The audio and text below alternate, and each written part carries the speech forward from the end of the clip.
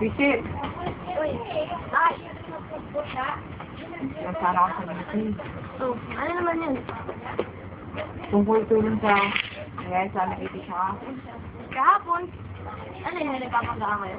Oo. Bakit? I-felt something friendship. Ano kasing may iba? Bakit napautot ka? Hindi mo gano'n. Seryoso na. Okay, sorry. Iba kasi. Parang iba lang. Anong klase? Iba? Ano ba tinutulong? Alam mo na yan. Ikaw lang naman nakakalam dito kapag hindi ko nakasituation, di ba? Ano mo siya? Hindi naman ganun. Pero parang iba lang. Tulad lang. Parang strange. As in, may nararamdaman ka ng sibuk. Sabihin ko, hindi ko alam. Guys, hindi naman kita masipili eh. Maganda si Trisha. Yung character niya. Pero, naghala ka ba i-develop na yan? Hindi ko alam. Siguro, hindi pa ngayon ng right time.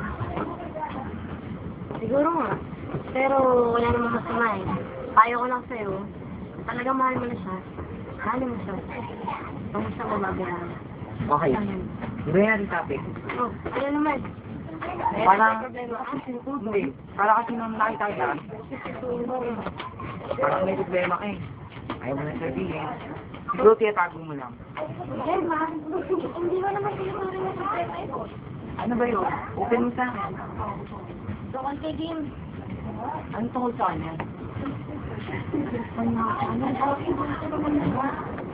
Mas wala na akong sa kanya. Hindi ko sinasadya, Brad, pero asin dito eh. Paano? Kasi, di ba, hindi ko naman ako masisisi kasi caring si Kim. Sweet siya. Thoughtful. Lahat nasa kanya na nang gugustuhin.